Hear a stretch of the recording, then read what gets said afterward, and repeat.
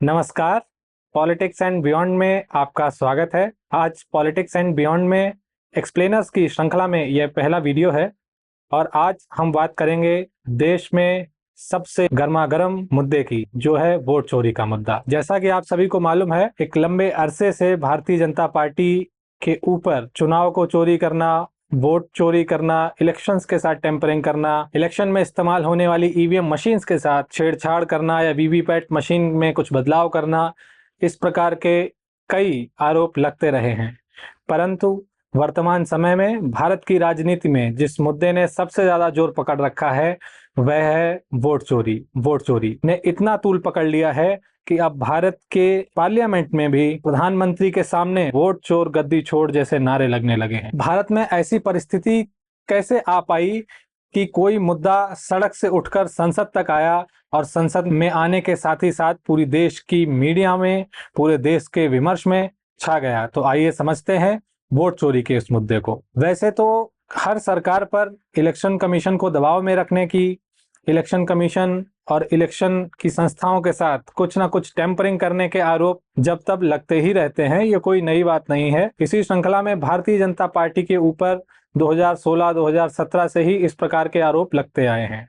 आपको याद होगा कि सन 2024 के लोकसभा चुनाव से पहले सुप्रीम कोर्ट में याचिका भी दायर की गई थी, जिसमें कहा गया था कि ईवीएम हैक हो सकती है, ईवीएम को हटाकर बैलेट पेपर से चुनाव कराए जाने चाहिए, परंतु उस याचिका को सुप्रीम कोर्ट द्वारा खारिज कर दिया गया। वर्तमान में वोट चोरी के जिस इशू ने तूल पकड़ रखा है, इसकी शुरुआत होती है नवंबर 2024 से। 23 नवंबर 2024, जिस दिन महाराष्ट्र विधानसभा चुनाव के परिणाम आ रहे थे।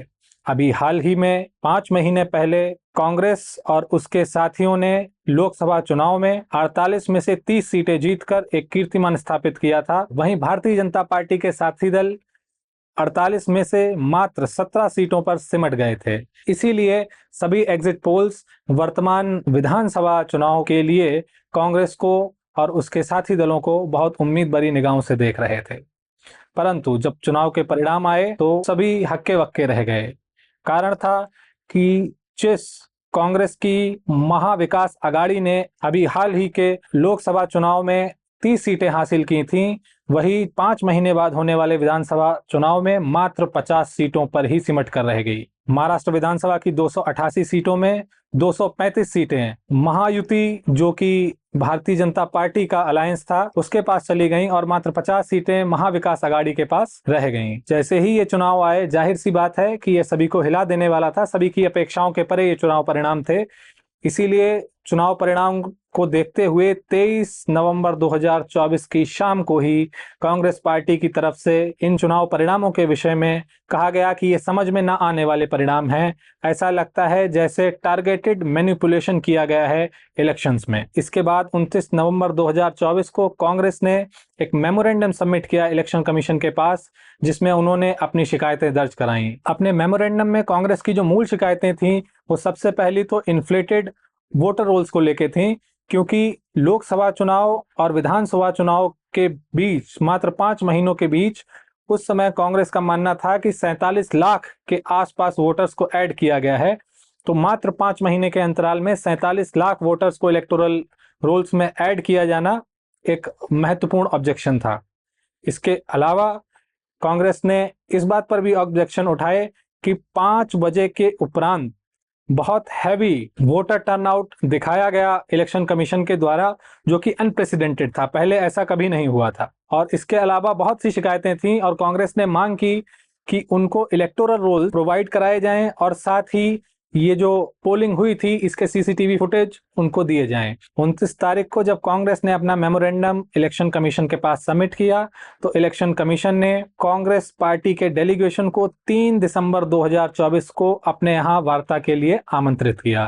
3 दिसंबर 2024 को अभिषेक मनु सिंघवी के नेतृत्व में विपक्षी पार्टियों का एक डेलीगेशन इलेक्शन कमीशन के पास गया और उनसे अपनी मौखिक शिकायतें दर्ज की।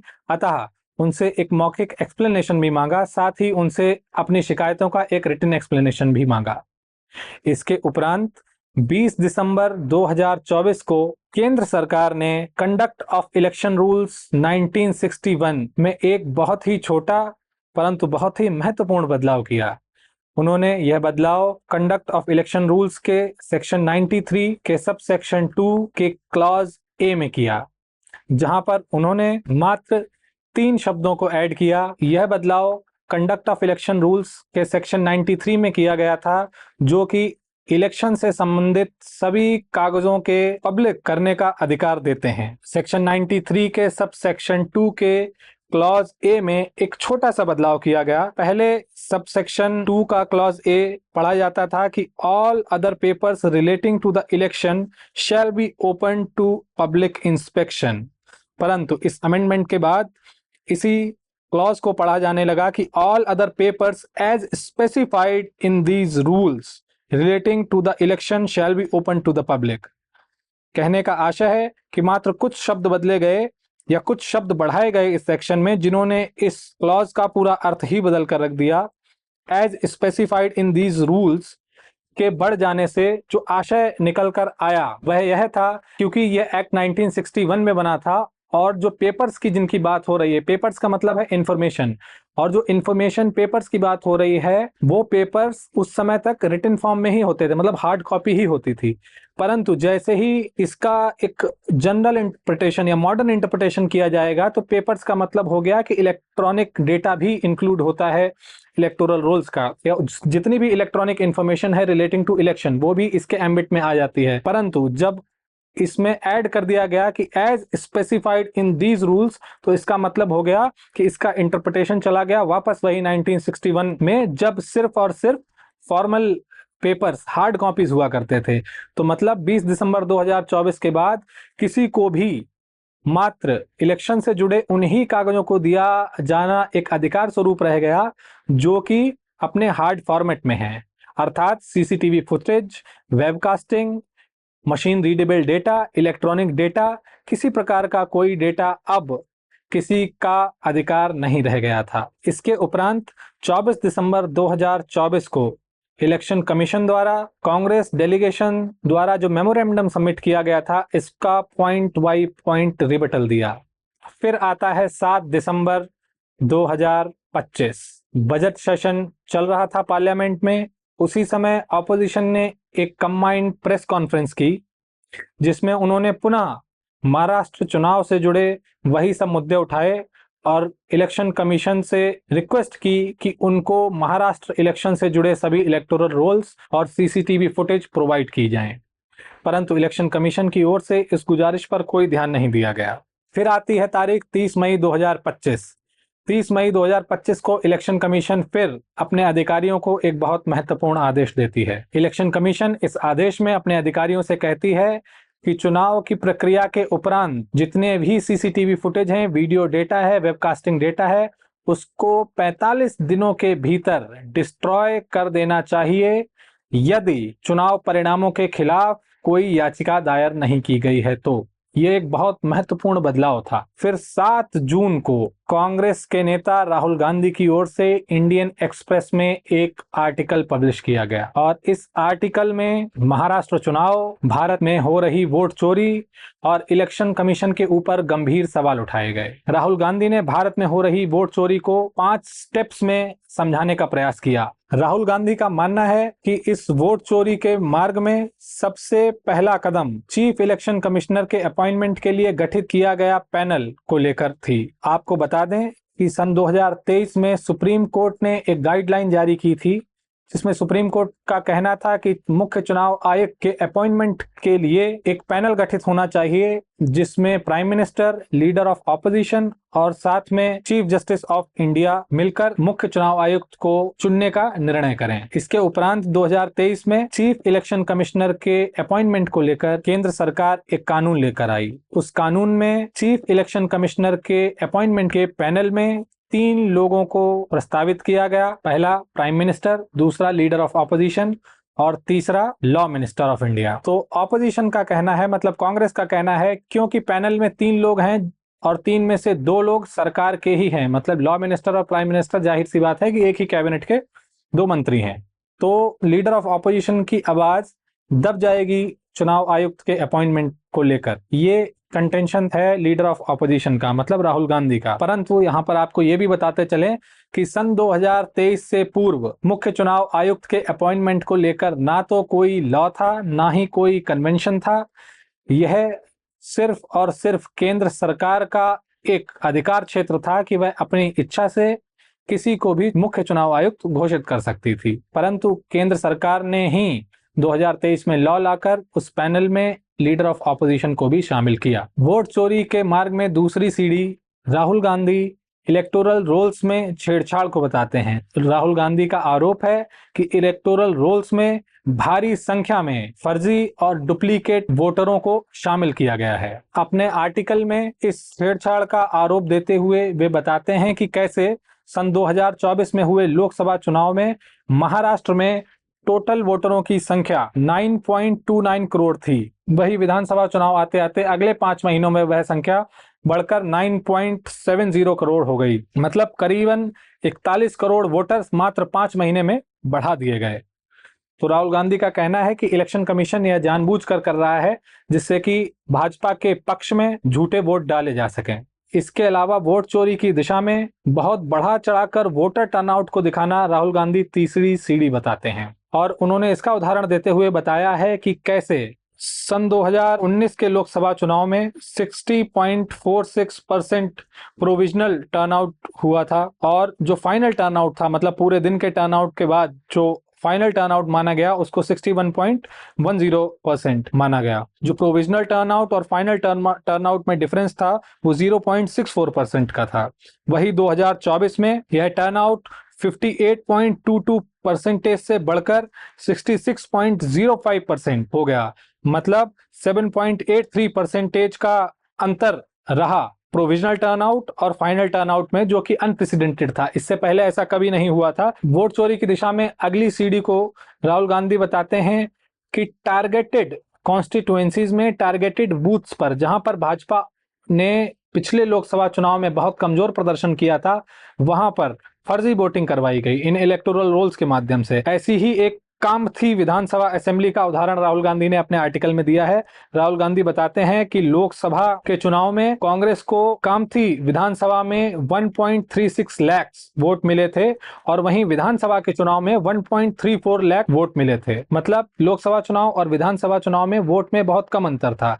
वहीं भारतीय जनता पार्टी को लोकसभा चुनाव में 1.19 लाख वोट मिले थे, वहीं विधानसभा चुनाव में भारतीय जनता पार्टी को 1.75 लाख वोट मिले। लोकसभा चुनाव और विधानसभा चुनाव के मध्य भारतीय जनता पार्टी को मिलने वाले वोट में 56,000 वोटों का अंतर था और कांग्रेस का यह भी दावा है कि इन 56,000 वोटों में 35,000 नए वोटर्स वोटर लिस्ट में ऐड किए गए थे। और ये बहुत ही अचरज का विषय है कि उन 35 के 35,000 वोटरों ने, इसका मतलब है कि भाजपा को वोट दिया। इसके अलावा राहुल गांधी वोट चोरी की दिशा में आखिरी सीढ़ी इलेक्शन कमीशन द्वारा अपने दुष्कृत्यों के ट्रेल्स को, एविडेंसेस को छुपाना बताते हैं। राहुल गांधी ने इलेक्शन कमीशन से पोलिंग की सीसीटीवी फुटेज मांगी, जिसको इलेक्शन कमीशन ने मतदाताओं की प्राइवेसी उजागर हो जाने, बहू और बेटियों, माताओं, बहनों की प्राइवेसी उजागर हो जाने की दलील देकर देने से मना कर दिया। इसके अलावा राहुल गांधी ने इलेक्शन कमीशन से इलेक्ट्रॉनिक रीडेबल वोटर रोल्स भी मांगे थे, क्योंकि वोटर रोल्स की संख्या की तादाद बहुत ज्यादा होती है और उनको एनालाइज करने के लिए स्कैन डेटा अगर होगा तो बहुत आसानी से स्कैन हो सकता है, अन्यथा वर्षों लग जाएंगे एक कॉन्स्टिट्यूएंसी का ही डेटा एनालाइज करने में। परंतु इलेक्शन कमीशन ने ये दोनों ही देने से मना कर दिया और इलेक्शन कमीशन ने जो कारण बताए हैं कि वो सीसीटीवी फुटेज नहीं दे सकते हैं या मशीन रीडेबल डेटा नहीं दे सकते हैं, वे बहुत ही हास्यास्पद हैं। इलेक्शन कमीशन के अनुसार यदि उन्होंने मशीन रीडेबल डेटा दे दिया तो उससे मैनिपुलेशंस हो जाएंगी। ये जो नैरेटिव चल रहे हैं इलेक्शन कमीशन के खिलाफ या वोट चोरी के, ये लोग मैनिपुलेट करके उस डेटा को उपयोग करेंगे। जैसे ही 7 अगस्त को राहुल गांधी का आर्टिकल छपा तो 7 अगस्त को ही इलेक्शन कमीशन ने हामी भर दी कि वह हरियाणा और महाराष्ट्र के चुनाव से संबंधित इलेक्टोरल रोल का डेटा ऑपोजिशन पार्टीज को प्रोवाइड करवाएगा। राहुल गांधी ने इसकी प्रशंसा की। राहुल गांधी के आर्टिकल के बाद 12 अगस्त 2025 को इलेक्शन कमीशन ने राहुल गांधी को आमंत्रित किया वार्तालाप के लिए और यह भी कहा कि यदि आपको कोई शिकायतें हैं तो आप अपनी शिकायत लिखित रूप से हमें दे सकते हैं, परंतु राहुल गांधी ने इसका कोई जवाब नहीं दिया। इसके उपरांत 16 अगस्त 2025 को इलेक्शन कमीशन ऑफ इंडिया ने एक आदेश पारित किया जिसमें उन्होंने बताया कि आने वाले चुनाव में वे 100% पोलिंग बूथ्स की वेबकास्टिंग करेंगे। अब तक यह वेबकास्टिंग मात्र 50% पोलिंग बूथ्स की ही हुआ करती थी, परंतु यह 100% होने वाली वेबकास्टिंग जो पोलिंग अथॉरिटीज हैं उनके इंटरनल कंजम्पशन के लिए ही होगी। इसके उपरांत 21 अगस्त 2025 को फिर पुनः एक बार इलेक्शन कमीशन ने पोलिंग का सीसीटीवी डेटा देने से इनकार कर दिया। इलेक्शन कमीशन का पुनः यही कहना था कि इससे महिलाओं के प्राइवेसी का हनन हो जाएगा। फिर आती है तारीख 24 जून 2025। इस तारीख को इलेक्शन कमीशन ऑफ इंडिया ने बिहार में SIR करवाने का आदेश पारित कर दिया। एक तरफ वोट चोरी का हंगामा महाराष्ट्र को लेकर चल ही रहा था, दूसरी तरफ चुनाव आयोग ने अपने लिए एक और रणभूमि तैयार कर ली बिहार में। SIR क्या होता है? SIR का अर्थ होता है स्पेशल इंटेंसिव रिवीजन। ये रिवीजन होता है इलेक्टोरल रोल्स का, मतलब वोटर लिस्ट का। वैसे तो अमूमन वोटर लिस्ट हर किसी कॉन्स्टिट्यूएंसी में सदैव अपडेट होने की ही प्रक्रिया में रहती है। हर वर्ष की 1 जनवरी तारीख को मानकर एनुअल रिवीजन करवाया जाता है वोटर लिस्ट का। और इसी प्रकार जिस भी वर्ष चुनाव होने वाले होते हैं किसी राज्य में या देश में, तो वहां पर SSR कंडक्ट करवाया जाता है इलेक्शन कमीशन द्वारा। SSR का अर्थ है स्पेशल समरी रिवीजन। और कई वर्षों के अंतराल में जो रिवीजन इलेक्टोरल रोल्स का करवाया जाता है उसको कहते हैं स्पेशल इंटेंसिव रिवीजन, मतलब गहन रिवीजन होता है इलेक्टोरल रोल्स का। इसमें नए वोटर्स को ऐड किया जाता है, पुराने वोटर्स जो अब मृत्यु जिनकी हो गई है उनको लिस्ट से उनके नाम काट दिए जाते हैं, जो लोग माइग्रेट कर गए हैं उनके नाम काट दिए जाते हैं। जैसा कि आपको अभी पूर्व में भी बताया कि आमतौर से तो ये प्रक्रिया चलती ही रहती है पूरे वर्ष भर, परंतु क्योंकि उतनी गहनता नहीं हो पाती है साधारण तौर पर, इसलिए समरी रिवीजन और स्पेशल इंटेंसिव रिवीजन करवाए जाते हैं। परंतु इंटेंसिव रिवीजन या समरी रिवीजन का अर्थ ये नहीं है कि एनुअल रिवीजन में इलेक्शन कमीशन कुछ भी ना करे। तो जैसे ही 24 जून को इलेक्शन कमीशन ने बिहार में SIR कंडक्ट करवाने के लिए आदेश पारित किया तो पूरे देश में हल्ला मच गया। हल्ला मचने का कारण वही था, एक तरफ जहां महाराष्ट्र में इलेक्शन कमीशन के ऊपर आरोप लगते आ रहे हैं कि उन्होंने इलेक्टोरल रोल्स में गड़बड़ी करके 40 लाख के आसपास नए फर्जी वोटरों को इलेक्टोरल रोल में जोड़ दिया, उसी प्रकार से सिक्के का दूसरा पहलू बिहार में खुलने जा रहा था, जहां पर ऑपोजिशन ने आरोप लगाया कि भारी संख्या में ऑपोजिशन पार्टीज के कोर वोटर बेस के वोट्स काटने के प्रयास किए जा रहे हैं। शुरुआत में विभिन्न लोगों के द्वारा, योगेंद्र यादव और अन्य अन्य लोगों के द्वारा 2 करोड़, 2.5 करोड़, 1 करोड़ जैसे संख्या में वोट काटे जाने की बात कही गई, परंतु जब कोर्ट में ये मामला आया तो लिखित रूप से 65 लाख लोगों के वोट काटे गए। वोट काटने का अर्थ है 65 लाख ऐसे लोग जो इससे पहले वैलिड वोटर्स हुआ करते थे, मतलब 2024 के चुनाव में जो वैलिड वोटर्स थे, 2025 के SIR में उनके वोट्स काट दिए गए, उनको डिसइनफ्रेंचाइज कर दिया गया। तो ये इंटेंसिव रिवीजन होता कैसे है, इसकी क्या प्रक्रिया है? इंटेंसिव रिवीजन में जो चुनाव आयोग के अधिकारी होते हैं, कर्मचारी होते हैं, जिनको BLO कहा जाता है, वो डोर टू डोर कैंपेन करते हैं और वहां पर जाकर एक फॉर्म सभी वोटर्स को देते हैं। उन फॉर्म्स को देने के साथ वोटर्स को एक सूची भी दी जाती है जिसमें 11 दस्तावेज लिस्ट किए गए थे।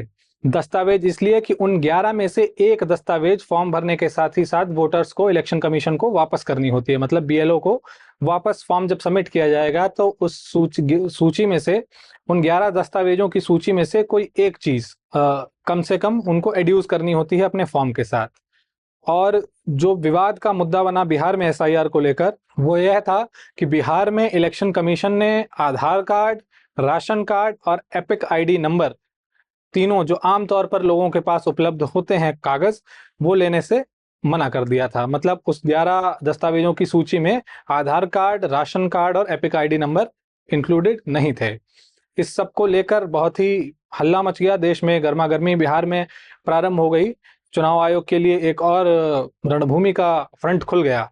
वहीं दूसरी तरफ भारी मात्रा में चुनाव आयोग के ऊपर ये आरोप लगाए गए कि चुनाव आयोग बिना किसी ठीक प्रक्रिया का पालन किए हुए मनचाहे तरीके से फॉर्म्स बांट रही है। ऐसे लोगों के भी वीडियो सामने आए जिन्होंने कहा कि उनको कभी कोई फॉर्म दिए ही नहीं गए थे, परंतु उनके फॉर्म अपडेटेड दिखाई दे रहे हैं। इसमें जो पॉलिटिकल पार्टीज के अपने एजेंट्स होते हैं जिनको BLA कहते हैं, उनकी तरफ से ये शिकायत आई कि इन फॉर्म्स को लेकर जो डेटा गया है हमको ऑब्जेक्शन फाइल करने की अनुमति नहीं दी जा रही है, जबकि जो लीगल प्रोसीजर है उसके माध्यम से उनको ऑब्जेक्शंस फाइल करने की, अपने वोटर्स को सहयोग करने की एक फैसिलिटी, मतलब यही उनका रोल होता है। तो इसी के साथ जैसे ही चुनाव आयोग ने 24 तारीख को इसकी घोषणा की, धीरे धीरे बिहार में भी मुद्दा सुलगने लगा। एक तरफ महाराष्ट्र में वोट चोरी के मुद्दे ने तूल पकड़ ही रखा था, दूसरी तरफ 24 तारीख की घोषणा के बाद बिहार में भी यह मुद्दा प्रारंभ हो गया। और क्योंकि बिहार में इसी वर्ष नवंबर में चुनाव है, इस कारण से वहां की राजनीति भी गर्मा गई और विपक्षी पार्टियों को इलेक्शन कमीशन के खिलाफ, भारतीय जनता पार्टी और उनके अलायंस के खिलाफ एक और मुद्दा मिल गया। एक तरफ ये मुद्दा चल ही रहा था,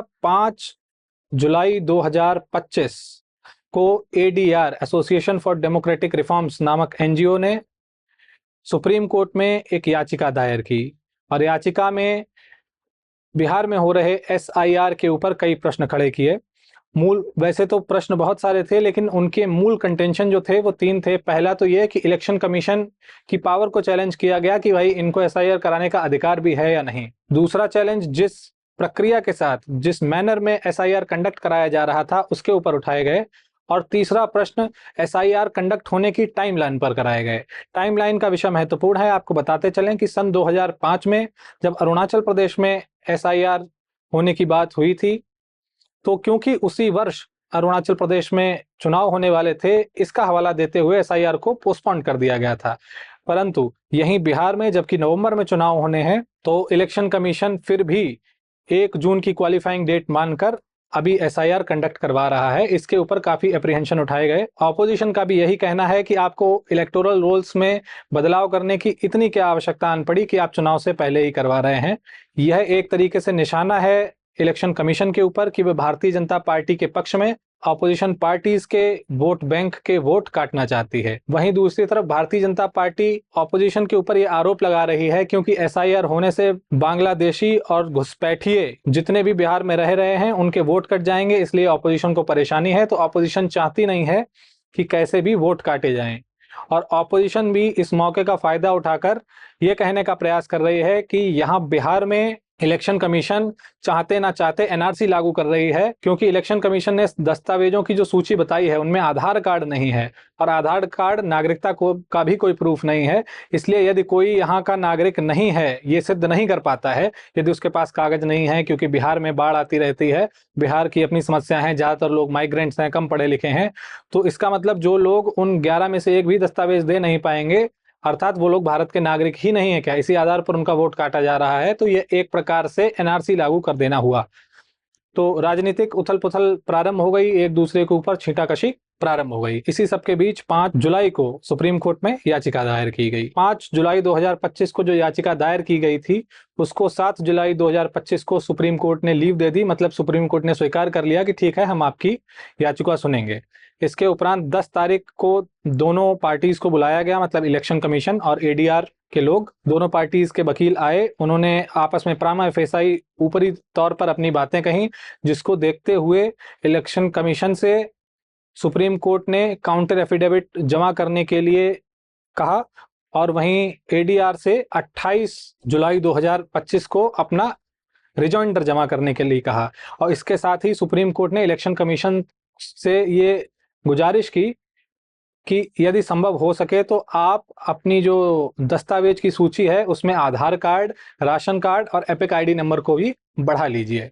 इसके बाद 21 जुलाई 2025 को इलेक्शन कमीशन ने अपना काउंटर एफिडेविट फाइल कर दिया, जिसके उपरांत 25 जुलाई 2025 को सुप्रीम कोर्ट में ADR की तरफ से भी अपना रिजॉइंडर एफिडेविट फाइल कर दिया गया। और इसके उपरांत 28 तारीख को डेट लगी। 28 तारीख की डेट में मैटर को 12 और 13 अगस्त के लिए लिस्ट कर दिया गया, जहां पर हियरिंग होनी थी। एक तरफ बिहार में ये सारी चीजें चली रही थीं, उसी के बीच 7 अगस्त 2025 को राहुल गांधी ने बेंगलोर में एक प्रेस कॉन्फ्रेंस की। प्रेस कॉन्फ्रेंस कोई आम प्रेस कॉन्फ्रेंस नहीं थी, वो एक ऑडिटोरियम में एक PPT प्रेजेंटेशन के साथ की हुई प्रेस कॉन्फ्रेंस थी। उस प्रेजेंटेशन में राहुल गांधी ने इलेक्शन कमीशन के ऊपर आरोप लगाया कि election commission Bharatiya Janata party के लिए इलेक्टोरल रोल्स में रिगिंग कर रही है। और इसका उदाहरण उन्होंने लिया बेंगलोर सेंट्रल की लोकसभा कॉन्स्टिट्यूएंसी में से महादेवापुरा की असेंबली कॉन्स्टिट्यूएंसी को।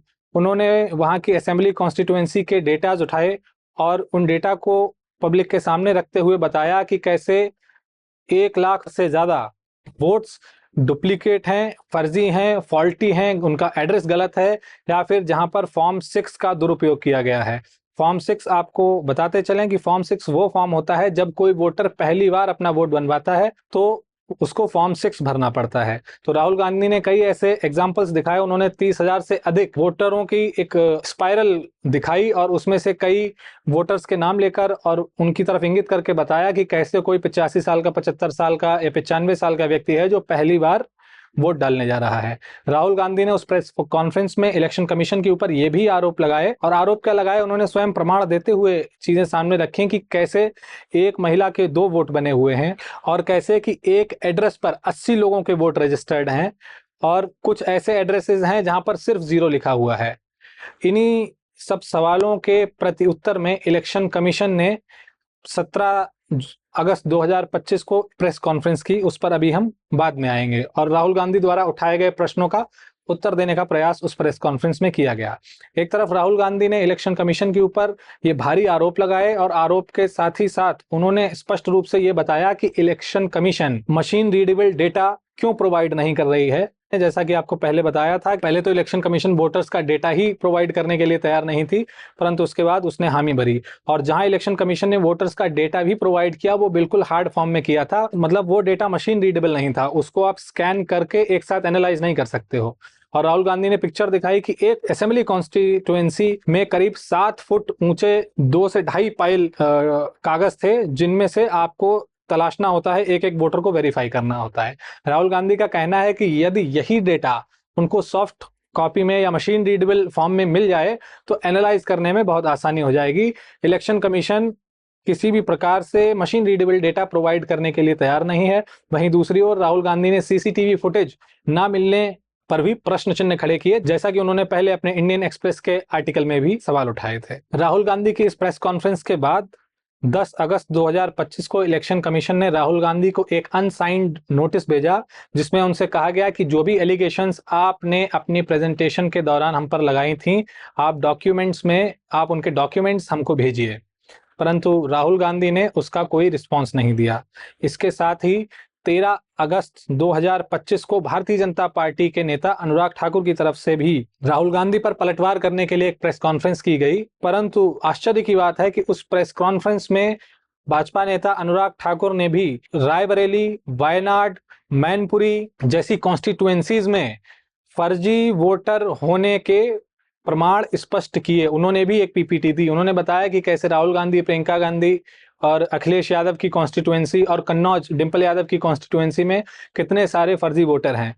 हालांकि वे सारे वोटर शांतिदूत समुदाय के थे, परंतु एक तरीके से अनुराग ठाकुर ने राहुल गांधी की बात को ही सत्यापित किया कि देखिए आपकी कॉन्स्टिट्यूएंसी में भी वोटर रोल्स में इतनी गड़बड़ी है। वह बात अलग है कि अनुराग ठाकुर ने प्रयास किया कि इन वोट डुप्लीकेसी का ठीकरा राहुल गांधी या कांग्रेस या अपोजिशन के सर फोड़ा जाए, परंतु कोई भी न्यूट्रल व्यक्ति अनुराग ठाकुर की प्रेस कॉन्फ्रेंस को देखने के उपरांत यही समझेगा कि यह गलती या यह धांधली इलेक्शन कमीशन की ओर से की गई है। और जैसा कि आरोप लगता आ रहा है भारतीय जनता पार्टी के ऊपर कि वह इलेक्शन कमीशन को अपने इशारे पर नचा रही है। तो एक तरीके से 13 तारीख की जो प्रेस कॉन्फ्रेंस अनुराग ठाकुर द्वारा की गई, वो उसका इम्प्लिसिट कॉन्सिक्वेंस यही हुआ कि उसने राहुल गांधी की बात का समर्थन ही किया, इलेक्शन कमीशन के ऊपर सवाल ही उठाए।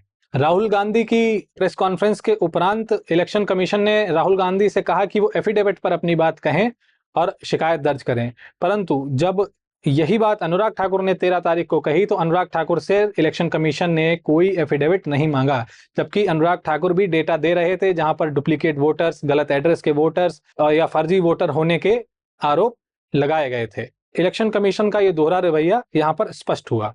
13 तारीख को अनुराग ठाकुर की प्रेस कॉन्फ्रेंस के उपरांत 14 अगस्त 2025 को सुप्रीम कोर्ट में एसआईआर के संबंध में पड़ी हुई याचिका पर सुप्रीम कोर्ट ने कुछ इंटरिम आदेश पारित किए और ये सभी आदेश इलेक्शन कमीशन के मुंह पर एक तमाचा सिद्ध हुए, क्योंकि जिन जिन चीजों को करने से इलेक्शन कमीशन अभी तक बचता आ रहा था, सुप्रीम कोर्ट ने वैसा करने पर इलेक्शन कमीशन को आदेश दे दिए।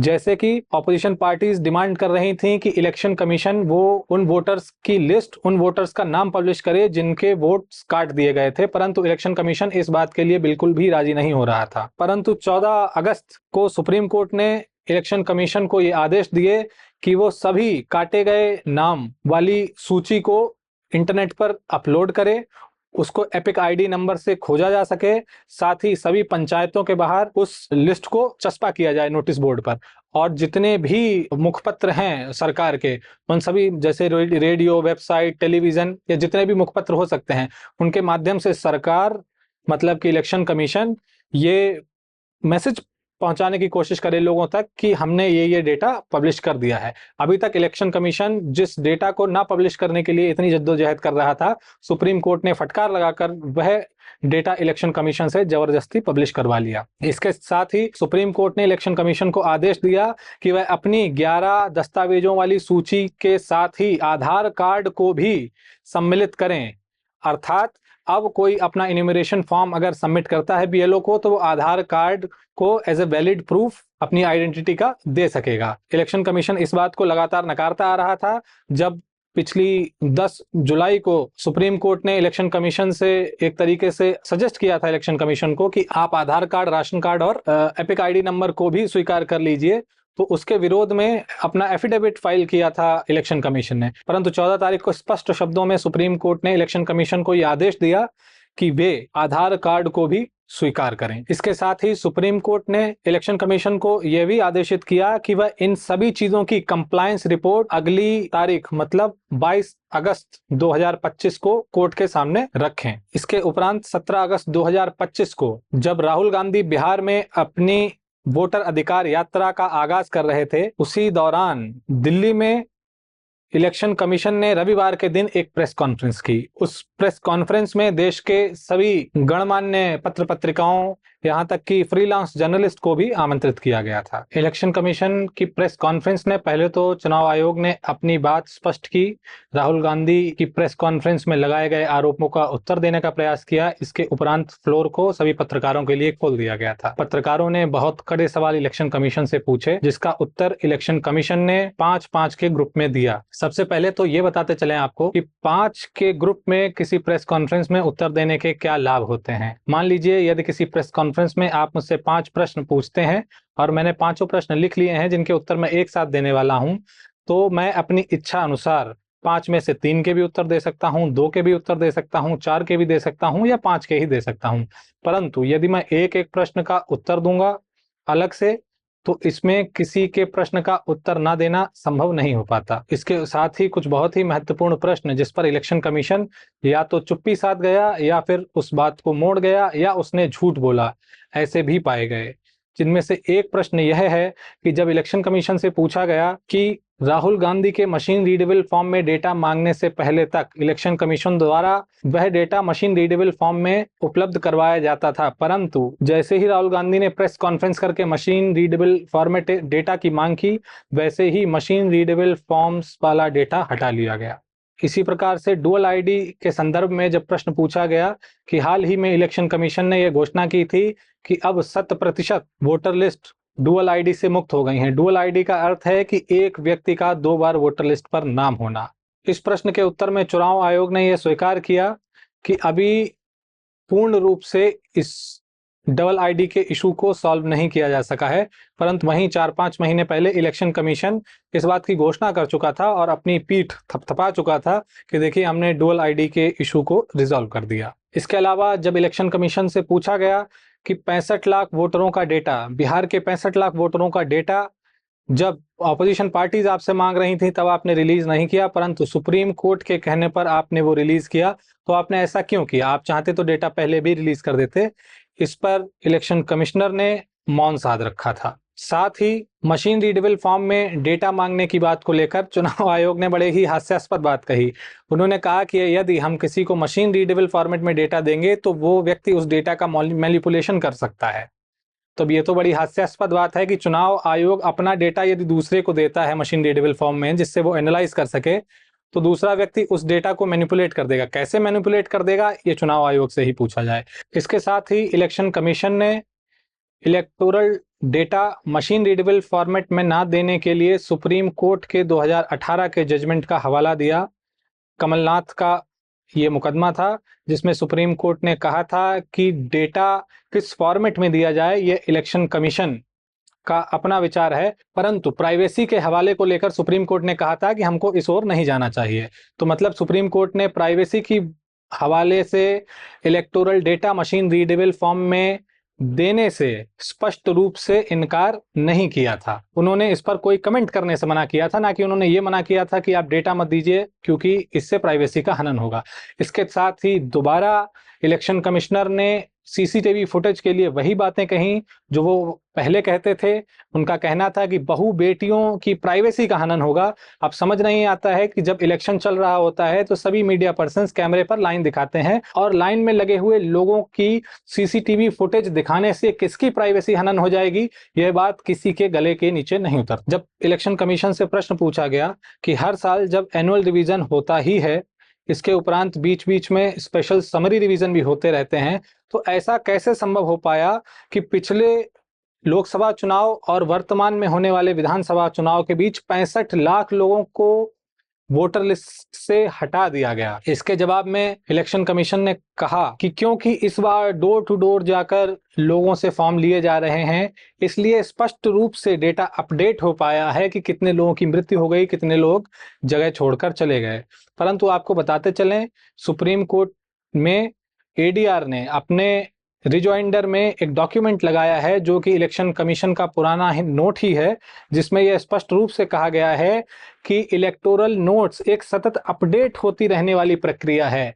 कहने का आशय, जब कोई एसएसआर होता है या एनुअल रिवीजन होता है तब भी प्रक्रिया वही रहती है, उसी प्रकार से इलेक्टोरल रोल्स को अपडेट किया जाता है। तो इसलिए यदि मान लीजिए किसी के घर में किसी वोटर की मृत्यु हो जाती है तो उस वोटर को उसी वर्ष उस रोल से हटाने की प्रक्रिया है, या जब एसएसआर कंडक्ट होता है तब भी उस वोटर को वोटर लिस्ट से हटाने की वही प्रक्रिया है। परंतु इलेक्शन कमीशन ने यहाँ पर साफ झूठ ये बोलते हुए कहा कि पहले जो हो रहे थे उनमें से नहीं हटाया गया क्योंकि वो एनुअल रिवीजन थे, वो ऐसे ही होते थे। परंतु अब जो रिवीजन, इंटेंसिव रिवीजन हो रहा है, इसमें अच्छे से डोर टू डोर जाकर सभी प्रोसीजर्स को फॉलो करके लोगों को हटाया गया है वोटर लिस्ट। और इसके साथ ही चीफ इलेक्शन कमिश्नर ने एक बहुत ही हास्यास्पद बात अपनी प्रेस कॉन्फ्रेंस में कही। उन्होंने कहा कि राहुल गांधी ने जो अपनी प्रेस कॉन्फ्रेंस की है उसमें उन्होंने इलेक्टोरल रोल्स के ऊपर अपने संदेह को प्रकट किया है। वहां पर जो फॉल्टी एंट्रीज हैं उनको दिखाया है, परंतु इलेक्टोरल रोल्स में गड़बड़ी होना एक बात है और चुनाव में गड़बड़ी होना दूसरी बात है। तो कहने का आशय है, इलेक्शन कमीशन ये कहना चाह रहा था, ये जितनी प्रेस कॉन्फ्रेंसेज हुई हैं या जो आर्टिकल लिखे गए हैं इलेक्शन कमीशन के विरोध में, वे सभी इलेक्टोरल रोल्स के लिए हैं। परंतु यदि इलेक्टोरल रोल्स में कोई समस्या है तो इसका मतलब ये नहीं कि चुनाव में कोई समस्या हो गई। परंतु ये बहुत ही दुर्भाग्यपूर्ण बात है भारत के लोकतंत्र के लिए। जो लोकतंत्र अपने अच्छे, सच्चे और न्यायपूर्ण होने की दुहाई देते नहीं थकता है, उसका इलेक्शन कमिश्नर इस प्रकार की दुर्भाग्यपूर्ण बात अपनी प्रेस कॉन्फ्रेंस में कहे। क्योंकि जैसा कि विपक्ष बार बार अंदेशा जताता रहा है, विपक्ष बार बार प्रश्न उठाता रहा है कि चुनाव में गड़बड़ी करने के लिए आपको इलेक्टोरल रोल्स में गड़बड़ी करनी ही होगी, आपको इलेक्टोरल रोल्स में जो फेक वोटर्स हैं उनके नंबर इन्फ्लेट करने ही होंगे। उसी के आधार पर यदि कोई फर्जी वोटिंग कहीं होती है तो वो की जा सकती है। मान लीजिए यदि इलेक्टोरल रोल्स ही 5 लाख के हों किसी कॉन्स्टिट्यूएंसी में और उस कॉन्स्टिट्यूएंसी में 5.5 लाख की वोटिंग हो जाए, तो यह तो स्पष्ट रूप से प्रमाणित हो जाएगा कि इलेक्शन रिग हुआ है, वोटिंग झूठी हुई है। परंतु जब अपनी रिग की हुई वोटिंग को छुपाने के लिए आपको इलेक्टोरल रोल्स में गड़बड़ी करनी ही पड़ेगी, ये बहुत स्पष्ट लॉजिक की बात है। और चुनाव आयोग अपनी प्रेस कॉन्फ्रेंस में देश भर की मीडिया के सामने ये मूर्खतापूर्ण तर्क रखते हुए नजर आया। इसके साथ ही जब चुनाव आयोग से पूछा गया कि आपने राहुल गांधी से एफिडेविट मांगा है और राहुल गांधी एफिडेविट देते हैं या नहीं देते हैं, बात की बात है, परंतु अखिलेश यादव ने तो ये स्पष्ट तौर पर कहा है कि उत्तर प्रदेश में विधानसभा के चुनाव के दौरान उन्होंने एफिडेविट पर अपनी कंप्लेंट्स इलेक्शन कमीशन को रजिस्टर कराई थी, परंतु इलेक्शन कमिश्नर ने उस पर कोई भी रिस्पॉन्स नहीं दिया, उन्होंने कोई भी एक्शंस नहीं लिए। तो इस बात को स्पष्ट रूप से इलेक्शन कमिश्नर नकारते आए। परंतु इसके विपरीत 18 अगस्त 2025 को जब ऑपोजिशन पार्टीज ने एक कंबाइंड प्रेस कॉन्फ्रेंस की, तो उसमें अखिलेश यादव की पार्टी, समाजवादी पार्टी के नुमाइंदे रामगोपाल यादव ने यह स्पष्ट रूप से कहा है कि उत्तर प्रदेश के विधानसभा के चुनाव के दौरान उन्होंने इलेक्शन कमिश्नर को मिलकर एफिडेविट पर अपनी बात कही थी और उन्होंने साथ ही एफिडेविट की रसीदें भी मीडिया को वहां फ्लॉन्ट करके दिखाई। तो एक प्रकार से यह बात बहुत ही विरोधाभासी है, जहां पर इलेक्शन कमिश्नर पूरी देश की मीडिया के सामने कह रहे हैं कि उनको समाजवादी पार्टी की ओर से कोई एफिडेविट नहीं प्राप्त हुआ था। वहीं दूसरी ओर समाजवादी पार्टी के नेता अगले ही दिन प्रेस कॉन्फ्रेंस में पूरे देश की मीडिया के सामने कह रहे हैं कि उन्होंने एफिडेविट पर अपनी कंप्लेंट दी थी और साथ ही मीडिया के सामने वह उस एफिडेविट की रसीदों को दिखाते हैं। पत्रकारों ने जब इलेक्शन कमिश्नर से पूछा कि राहुल गांधी ने जो समस्याएं इलेक्टोरल रोल्स में बताई हैं, क्या इलेक्शन कमीशन उस पर कोई एक्शन लेगा, तो इलेक्शन कमिश्नर का जवाब फिर से बहुत ही आश्चर्यजनक था। उन्होंने कहा कि मात्र अफवाहों के आधार पर या पीपीटी प्रेजेंटेशंस के आधार पर वो कोई एक्शन नहीं लेंगे। यदि राहुल गांधी चाहते हैं कि एक्शन लिया जाए तो वह अपनी बात एफिडेविट पर कहें।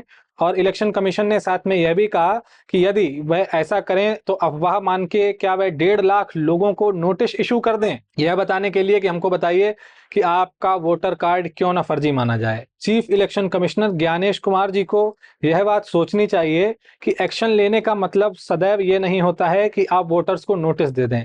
एक्शन लेने का मतलब इन्वेस्टिगेशन से भी होता है। क्या आप अपनी अंदरूनी जांच भी नहीं करेंगे?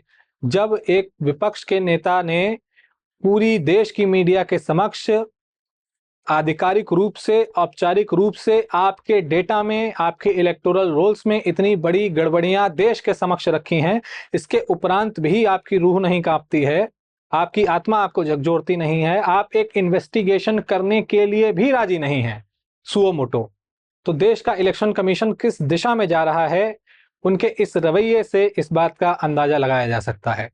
पूरे देश के पत्रकारों के सामने इलेक्शन कमीशन की यह प्रेस कॉन्फ्रेंस बहुत ही शर्मनाक थी और इस प्रेस कॉन्फ्रेंस को सुनने के बाद बहुत ही सहज रूप से यह अंदेशा लगता है कि election commission Bharatiya Janata party के साथ अंदरूनी रूप से वोट चोरी में सम्मिलित है। क्योंकि जब इलेक्शन कमीशन से वोटर लिस्ट का डेटा मांगा जाता है तो वो डेटा नहीं देते हैं, सीसीटीवी फुटेज मांगी जाती है तो सीसीटीवी फुटेज नहीं देते हैं, मशीन रीडेबल फॉर्म में डेटा मांगा जाता है तो वो डेटा भी नहीं देते हैं। इसके अलावा जिन वोटर्स के नाम काटे गए उनकी लिस्ट मांगी जाती है तो वो लिस्ट भी ऑपोजिशन को नहीं देते हैं। इसका अर्थ स्पष्ट है कि इलेक्शन कमीशन वो सारी चीजें अनावश्यक छुपाने का प्रयास कर रहा है जो उसको सहज रूप से ही ऑपोजिशन पार्टीज को प्रोवाइड करवा देनी चाहिए थी। क्योंकि किसी भी लोकतंत्र में इलेक्शन कमीशन एक ऐसी संस्था है जिसके ऊपर भरोसा ही लोकतंत्र की नींव होती है, परंतु इलेक्शन कमीशन अपने इस विश्वास को बिना किसी ठोस कारण दिए ही तोड़ता हुआ प्रतीत हो रहा है। एक बार नहीं, बार बार।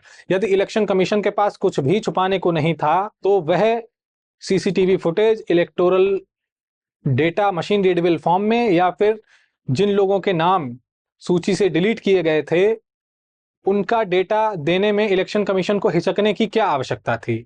इसलिए कहीं ना कहीं चोर की दाढ़ी में तिनका स्पष्ट रूप से नजर आ ही रहा है, इस बात को बिल्कुल भी छुपाया नहीं जा सकता है। वहीं दूसरी ओर भारतीय जनता पार्टी इस मुद्दे को फिर से हिंदू मुस्लिम रंग देने का प्रयास कर रही है। भारतीय जनता पार्टी के अनुसार ऑपोजिशन घुसपैठियों को, आप जानते हैं घुसपैठिए किस समुदाय के होंगे, शांतिदूत समुदाय के होंगे। घुसपैठियों को अपना वोटर बेस बनाने के लिए, हिंदुस्तानी वोटरों की अवहेलना करने के लिए, उनकी डिसरिस्पेक्ट करने के लिए इलेक्शन कमीशन के ऊपर ये सब आरोप लगा रही है। भारतीय जनता पार्टी का कहना है कि ऑपोजिशन नहीं चाहती है कि घुसपैठियों के वोट कटें, इसलिए वो ये सब बवाल मचाए हुए है। तो यहां पर सहज ही प्रश्न उठता है, यदि भारतीय जनता पार्टी को घुसपैठियों की इतनी चिंता थी तो पिछले 11 वर्षों में घुसपैठिए बिहार में आए कैसे? क्योंकि बॉर्डर की सिक्योरिटी की जिम्मेदारी तो भारतीय जनता पार्टी की केंद्र सरकार की ही है।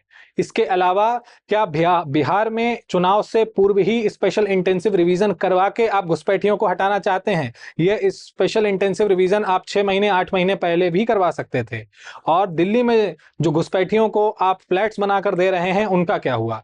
तो भारतीय जनता पार्टी जब चाहती है घुसपैठियों को अपनी सरकार में बर्मा, म्यांमार, बांग्लादेश से बुलाती है, भारत में दिल्ली में तक कि उनको फ्लैट्स देती है, उनकी रहने की व्यवस्था करती है, जो संभव हो सकती है उनके लिए व्यवस्थाएं करती है। और जब चुनाव आ जाते हैं तो भारतीय जनता पार्टी को याद आता है कि देखो, ऑपोजिशन अपना वोटर बेस बनाने का प्रयास कर रही है घुसपैठियों को। यदि देश में घुसपैठिए हैं तो सबसे पहला प्रश्न यह है कि वो आए कैसे, और उनको आने से रोकने की जिम्मेदारी किसकी थी, या उनको वापस भेजने की जिम्मेदारी किसकी थी? यदि आपको घुसपैठियों की इतनी ही चिंता है तो आप देश में एनआरसी लागू क्यों नहीं कर रहे हैं? किसने रोका है आपको? इन सब प्रश्नों के उत्तर भारतीय जनता पार्टी को देना चाहिए, परंतु भारतीय जनता पार्टी के नेता उल्टा राहुल गांधी की ही बातों को सपोर्ट करते नजर आते हैं, जहां पर वो वायनाड, कन्नौज, मैनपुरी, रायबरेली की कॉन्स्टिट्यूएंसीज में इलेक्टोरल रोल्स में गड़बड़ियों को स्वयं ही अपनी तरफ से बताते हुए प्रतीत होते हैं। भारतीय जनता पार्टी को हिंदुओं की याद तभी क्यों आती है जब उनकी अपनी सत्ता खटाई में पड़ती है? आपको यह विचार करना चाहिए कि भारतीय जनता पार्टी का हिंदुत्व चुनाव के दौरान ही क्यों चलता है। भारतीय जनता पार्टी को यदि हिंदुओं की इतनी चिंता होती, भारतीय जनता पार्टी को यदि घुसपैठियों की इतनी चिंता होती, भारतीय जनता पार्टी को यदि देश की डेमोग्राफी की इतनी ही चिंता होती, तो उसके लिए उनके पास कदम उठाने के लिए 11 वर्ष थे, और आज भी वो सत्ता में है, आज भी वे चाहें तो कदम उठा सकते हैं। परंतु उन्होंने ऐसा कोई कदम नहीं उठाया, क्योंकि उनको हिंदुओं के मुद्दे उठाकर स्वयं को सत्ता में लाना है, स्वयं को सत्ता में स्थापित रखना है, परंतु उनको खिदमत अपने सबसे प्रिय समुदाय की करनी है, जिसके लिए वह ऑलरेडी प्रधानमंत्री कार्यालय से 300 योजनाएं चला रहे हैं, जिसके लिए पार्लियामेंट में उनके नेता खड़े होकर कहते हैं कि हमने फला समुदाय की हिस्सेदारी एडमिनिस्ट्रेशन में इतने प्रतिशत बढ़ा दी है, हमने वक्फ की संपत्तियों को दिलवाया है, हमने माइनॉरिटीज के लिए ये किया है, हमने माइनॉरिटीज के लिए वो किया है। यदि जब आप सत्ता में होते हैं आप सब कुछ माइनॉरिटीज के लिए कर रहे हैं, तो जब आज ऑपोजिशन भी उन्हीं माइनॉरिटीज के वोटों के लिए लड़ाई कर रही है, तो आप उनके साथ क्यों नहीं हैं? भारतीय जनता पार्टी के इस रवैये पर भी खासतौर पर हिंदूवादी साथियों को अवश्य विचार करना चाहिए। वापस लौटते हैं अपने मुद्दे पर। 17 तारीख की प्रेस कॉन्फ्रेंस के बाद ऑपोजिशन पार्टीज ने एक 18 तारीख को प्रेस कॉन्फ्रेंस की, जिसमें अभी राम गोपाल ने क्या कहा मैंने आपको बताया। इसके उपरांत 22 अगस्त 2025 को पुनः सुप्रीम कोर्ट में एडीआर वर्सेस इलेक्शन कमीशन का मैटर लिस्ट हुआ, और उस मामले में सुप्रीम कोर्ट ने इस बार सबसे पहले तो कंप्लायंस रिपोर्ट देखी, और कंप्लायंस रिपोर्ट में जो भी बातें उनको बताई गई थी उन्होंने वो अपने ऑर्डर में लिखी। इसके साथ ही उन्होंने पॉलिटिकल पार्टीज को भी बहुत फटकार लगाई। सुप्रीम कोर्ट का कहना था कि यदि पॉलिटिकल पार्टीज को इतनी समस्याएं हैं, और जिसके लिए पॉलिटिकल पार्टीज के पास करीबन 1,60,000 BLAs हैं, जो कि इस प्रक्रिया में इलेक्शन कमीशन को और वोटर्स को सहयोग करेंगे, तो आज तक मात्र 2 ऑब्जेक्शंस क्यों फाइल किए गए हैं BLA के माध्यम से, जिस पर ADR के काउंसिल ने कहा कि क्योंकि BLAs को परमिशन ही नहीं दी जा रही है अपने ऑब्जेक्शंस फाइल करने के लिए, इसलिए ये समस्या है। इसके साथ ही सुप्रीम कोर्ट ने बिहार में रिकॉग्नाइज्ड सभी 12 पॉलिटिकल पार्टी, जिनमें 6 स्टेट पार्टी हैं और 6 नेशनल पार्टी हैं, उनको भी इस PIL में रिस्पोंडेंट की भूमिका में लाने के आदेश दिए। मतलब अब पिटिशनर्स के अलावा रिस्पोंडेंट मात्र इलेक्शन कमीशन नहीं रह गया है। सुप्रीम कोर्ट ने पॉलिटिकल पार्टीज की भी महत्वपूर्ण भूमिका हाईलाइट की है अपने ऑर्डर में, और ये कहा है कि पॉलिटिकल पार्टी भी बराबर जवाबदेह हैं इस वोट बनने और वोट कटने की प्रक्रिया के लिए। तो ये है अभी तक की अपडेट वोट चोरी के मुद्दों पर। के अलावा छुटमुट राजनीतिक बयानबाजियां चारों तरफ से हो रही हैं। भाजपा घुसपैठियों को घुसाने के तर्क दे रहा है, तो इलेक्शन कमीशन अपने बचाव में अपनी भरोसे की दलीलें दे रहा है। वहीं ऑपोजिशन लगातार सत्ता पक्ष के इलेक्शन कमीशन के विरोध में तथ्यों को सामने लाने का प्रयास कर रहा है। वैसे तो लोकतंत्र पूरी दुनिया में ही मजाक है, यहाँ तक कि अमेरिका के इलेक्शंस भी रिग्ड होते हैं, उनमें भी समस्याएं होती हैं, वहाँ भी वोट चोरी की बात होती है, मैक्सिको में भी ऐसा होता है और अमूमन हर देश में कुछ ना कुछ समस्याएं होती ही रहती हैं इलेक्शंस के दौरान, क्योंकि लोकतंत्र स्वयं एक तरीके का मजाक है। जहाँ भीड़ तंत्र में भीड़ का बोलबाला होता है, तो भीड़ तो कभी नैतिक नहीं होती है। भीड़ में जिसकी लाठी उसकी भैंस, यही एक नियम चलता है। परंतु इसके उपरांत भी जब हमने लोकतंत्र को भारत में स्वीकार किया हुआ है, तो इलेक्शन कमीशन की यह जिम्मेदारी बनती है कम से कम वह निष्पक्ष नजर तो आए। निष्पक्ष होना ना होना एक बात की बात है, क्योंकि जो भी पार्टी सत्ता में होती है वो कहीं ना कहीं इलेक्शन कमीशन का दुरुपयोग करती ही है। तो इसलिए इलेक्शन कमीशन निष्पक्ष है या नहीं बात की बात है, कम से कम उसको निष्पक्ष नजर तो आना चाहिए। यदि जिस देश में इलेक्शन कमीशन निष्पक्ष नजर भी नहीं आती है, जो स्पष्ट रूप से अपनी प्रेस कॉन्फ्रेंसेज में झूठ बोलती हुई नजर आती है, कठिन प्रश्नों पर चुप्पी साध लेती है, ऐसे देश का भविष्य, ऐसे लोकतंत्र का भविष्य कितना है, यह आपको स्वयं अंदाजा लगाना चाहिए। यदि आपको हमारी यह एनालिसिस पसंद आई है तो आप हमारे वीडियो को लाइक कीजिए, सब्सक्राइब कीजिए और हमारे चैनल से जुड़िए, जिससे आगे भी हम आपके लिए इस प्रकार की अन्य वीडियोस लाते रहें। धन्यवाद।